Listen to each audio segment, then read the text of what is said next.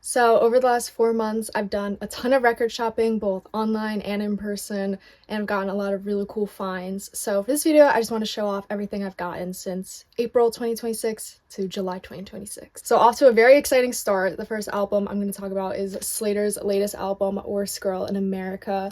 So this copy I have is, of course, from Columbia, and it's the red translucent pressing with the side inserts. I pre-ordered this from her website the day the album was announced, and it's a gatefold as well, so you have this beautiful photo from the Beat Up Chanel's music video. So I just need to start this off by saying that in terms of an album released within my lifetime, I have never been so obsessed with an album as much as this one. I knew based on the singles that this was going to be like everything for me, and I was literally counting down the days until this was finally being released. I just love that it's so gritty and loud and aggressive, but at the same time it's also very like soft and personal. And everything about this album feels very authentic to Slater. I think because she's so much in charge of the sound, the aesthetics, the visuals, the costume making, all of it. And in a way it's very DIY, and I think that, sense of originality is why everyone else is resonating with it so much too. I just think this is some of the most exciting music to come out as of late. So the next record I got is this legendary Cramps bootleg, Tales from the Cramps.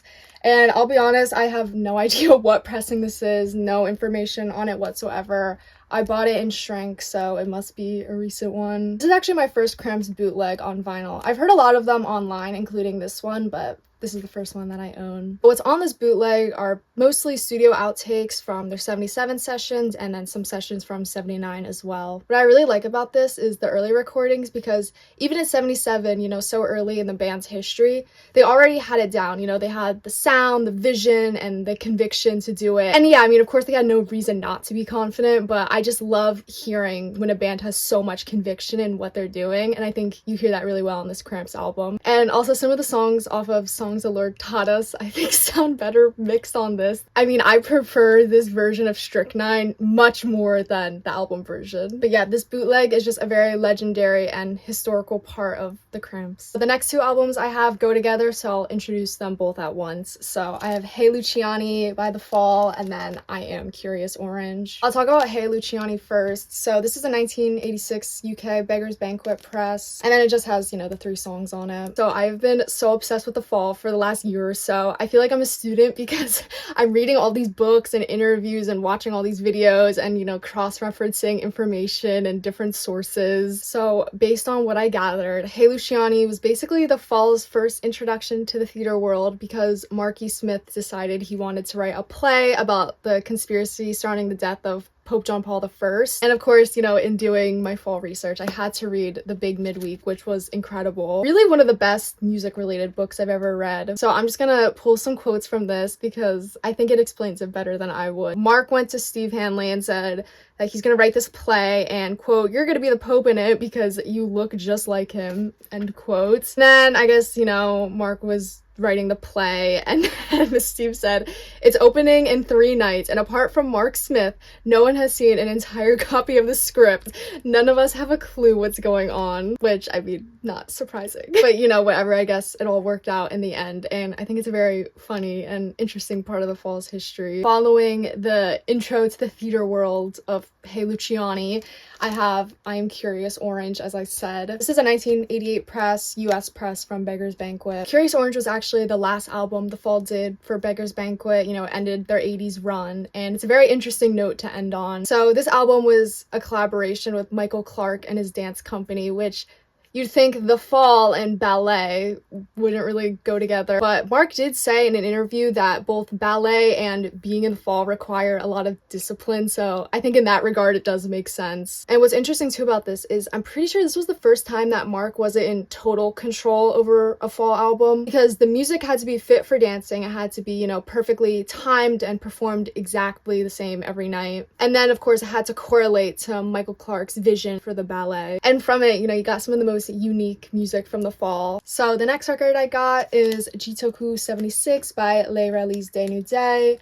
which I believe is the correct pronunciation. This is a very exciting find for me because this is actually one of my favorite recordings from them, and is my first album of theirs on vinyl. So this was released 2025. It's a newly, unearthed live recording from 1976 of, them playing in their hometown Kyoto. And this was put out by Temporal Drift. So I'm no expert on the band. I'm not confident in, talking about how this live recording measures up against other ones from them. The reason why I really like this is because it stands out to me because there's so many songs on here I haven't heard them do, like Dream Again Today and Saw the Night in Your Eyes. And, it has their classics too, like The Night, Assassin's Night, and then White Awakening. But I just think Les Rally's Day to Day has some of the most interesting uses of noise and feedback and how they make it sound so atmospheric. And then I just love how lo-fi it all sounds because I think it matches, the atmosphere they're trying to create and also, how elusive the band is. Very much a fascinating listen and fascinating band. So another Japanese experimental band, I have Drone Evil Example by Boris. This is the 20th anniversary edition and it's the example version, which I'll explain in a second. This was put out by Relapse Records, and then this variant I have is the smoky gray one. I forgot to show it in the video, but this record has a really cool gatefold as well. So this reissue is interesting because the original concept of the album was you have the drone side and the evil side, and you're supposed to have two setups, play both sides at the same time, and then that's how you're intended to hear the album. But for this, they combine the songs for you, as is why it's called Example, and you basically just put it on normally and then you hear it as intended. I have heard the original version with the drone and evil sides separate, and then of course this one. Of course this is the superior one. I think the original drone and evil sides are worth hearing by themselves as well. As is most things with Boris, this is just some of the heaviest, oppressive music you can possibly hear. I feel like you listen to it and the music just consumes you. And like Les Rally's Day New Day, I would say Boris has some of the best guitar playing, guitar tone, use of noise, use of atmosphere, all of that. I mean, I love drone metal, and so I'm a huge Boris fan, and really everything they do I'm such a fan of. Another experimental album, I have Glenn Branca's The Ascension. So this copy I have is the 2014 Superior Viaduct reissue. The Ascension is just one of those source material albums. When you hear it, it just makes sense. All the other music you've heard, when I hear it, I'm like, oh, okay, that's why Swans sounds like that. That's why Sonic Youth sounds like that. So what's great about this is Glenn Branca, no wave icon. He's taking so much from no wave, but then making something completely new. It's kind of crazy to think about using no wave as an inspiration for a very structured, almost classical piece. Everything about this just sounds so dense, especially with all the different guitar layers and all of that. This is just one of those albums that's unfathomably genius for me. You kind of just hear it and can recognize that for yourself. I don't think I could explain it well. Now on a very different note, I have this Animal Records promo 12-inch from France. This is from 1982, the same year Zombie Birdhouse and Miami was released. I talked in my first video how I'm so obsessed with Iggy Pop, how he's my favorite person in music. But I didn't say that the Gun Club is my favorite band, besides the Stooges. So that's the reason why I love this so much, is they're both featured on the same album. And yeah, as a promo 12-inch, it just has 2 songs from each album. Not a single miss among these songs. I think they're all great. This album I've actually been wanting for at least 3.5 years. You see copies of it on Discogs, but of course coming from Europe, the shipping is very expensive. So I was so happy to finally find a good copy with reasonable shipping. And then now, of course, I'm so happy to have it. And I also really like this because of the influence being on Animal Records had on Iggy and the Gun Club. So for Iggy, it meant, artistic freedom to make whatever crazy, wacky music he wanted for Zombie Birdhouse. And then for the Gun Club, it meant so much personally because of Jeffrey Lee Pierce being such a huge Blondie fan. And of course, Chris Stein ran Animal Records. So yeah, after 3.5 years, I'm very happy to now have this. All right, I got one more record that I'll show, and this one does require some explaining. So people, like me, who are chronically on Discogs,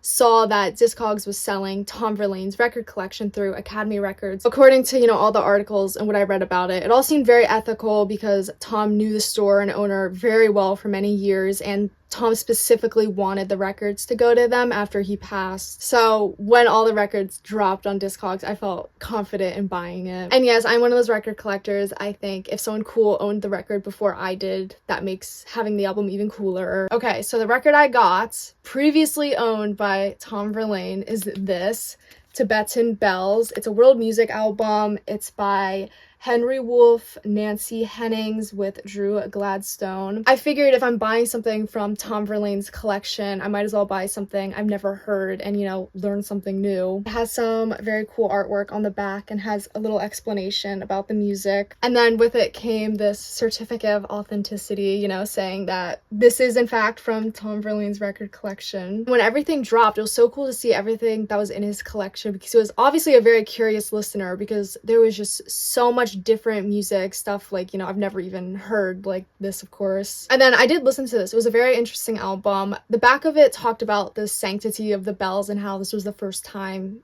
a lot of these bells were being recorded, and I don't know, it was very peaceful to hear. So yeah, now I'm very honored to own something from Tom Verlaine's record collection. So yeah, those were all the records I bought from April to July. A lot of them I bought in person, whether it be my local record store, I went to a record fair, I specifically went to New York just to go record shopping. So of course it makes it more exciting to find these in person. So yeah, that's it. I hope you enjoyed the video and thank you for watching.